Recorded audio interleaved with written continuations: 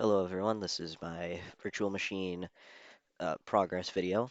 So in order to initially set up your virtual machine, you need to find your system information, which you can find just by going into your search here and typing system.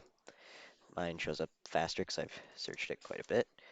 Uh, and then in there, you need to find your operating system, your system type, your processor, and your installed physical memory or RAM. And then you should probably record that over here with some sort of a label. And then from there, you also need to go into your File Explorer and look at.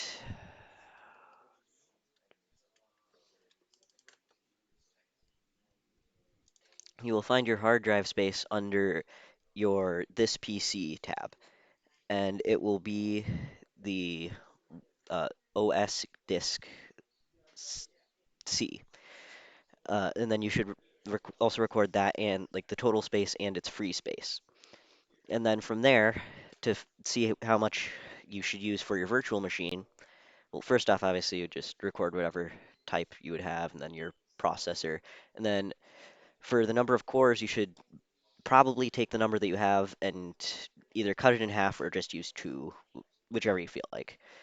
And then for RAM, you should probably either do half or just 8 gigs, because that tends to work pretty well. And then for hard drive, you can do just about whatever you want, but 30 gigs is a pretty good starting point. So in order to actually set up your virtual machine, you need to take this information that you have and, well, first off, you need to actually get the VMware workstation. But then once you have that, you need to, uh, well, first off, you need to select create a new virtual machine. And then from there, you should change the settings so that way it has all the information that you had. So at right about 8 gigabytes for memory, should have two processors, 30 gigs, just everything that you had said you would put to it. So now I'm going to start up my virtual machine. Now, this may take a while, so I'm going to pause the video for the time being, although always make sure to press remind me later. So I'm just going to pause the video for now until it finishes. Okay, so it finished very shortly after, but once you finish it, you have to enter in the password that you created for it. And then from there, it will show up with your uh, virtual machine eventually. There we go. Um, so this isn't typically the background that you'll start with. You will usually start with a orange beaver thing, but you are able to customize this through the settings. So if you go into settings, then you can head over to background, and then you can change the background screen to a bunch of different things. Or alternately, you can change your lock screen to any of these different things. And there's also a option to have it shift around. You can also move different applications over to your quick launch bar over here, which makes sure you don't have to like search through here or click a couple times over here. You can just click once and then bam, open. And uh, there are a bunch of different, there are three different things that I installed onto here initially because Google is not here originally. It originally had Firefox, but I went through there and installed Google Chrome right here. And for PyCharm Community Edition and GitKraken, I installed those through the software store right here. And you can find many different things through here, but those were just the two that we needed at the time. So in order to uh, update your computer, something that you should always do before updating it is you should back it up. And now to start this off, you need to shut it down. So you can go through the terminal and do sudo shut shut down now, and it will ask for your password, and it will take it even though it doesn't look like it is. It is still accepting it. They just don't have it do that for security reasons. And so now this is going to take it a minute. You should, oh, actually that was instantaneous, but and then once you're done with that though, you should open up your File Explorer and head over to the folder that you set up in order to have it in there and go to your backups.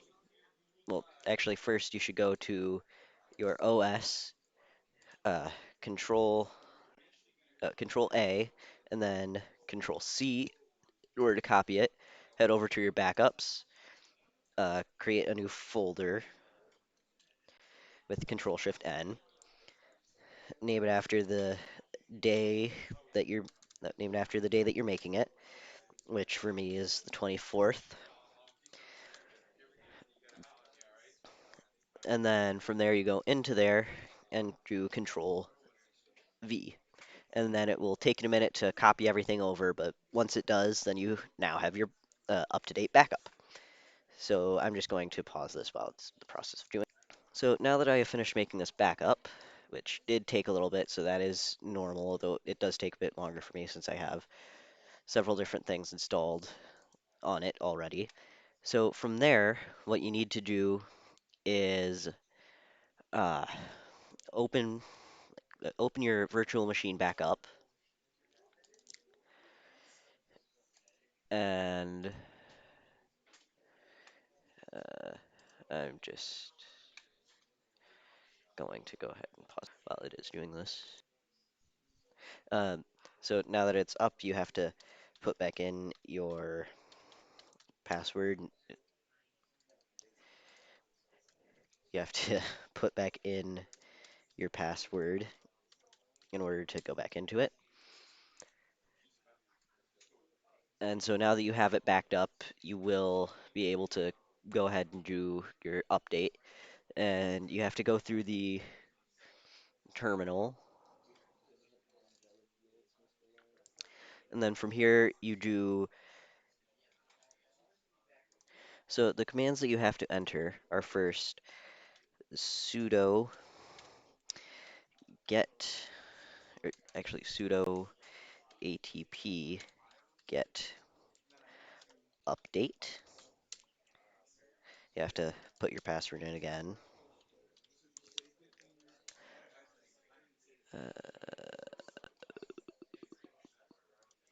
I forgot to put the comma there, but if you do something like that, or the, the dash there, but if you forget to do something like that, then you can just press the up arrow, and then from there you can edit it.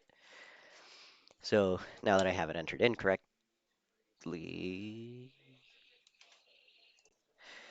sorry, I got it mixed up again. It's APT, not ATP. Um, there. Now that I have it right, it should go to the internet and look for any updates that it can find, which will take a second, but this shouldn't take too long. And there we go. And now that that has happened, you just do the same type of command, but instead of update, you do upgrade. And then it will ask you if you want to, you just put a Y, and then it will continue on, and it'll take a little bit. Uh, shouldn't take too long. There we go. Um, and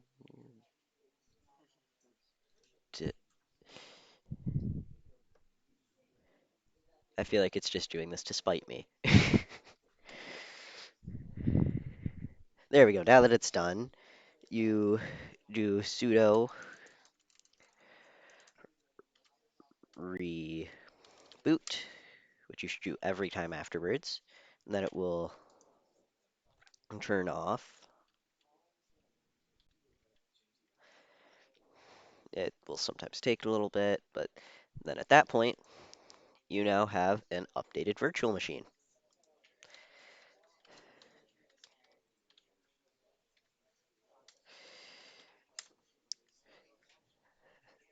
And just to prove that it's working, here we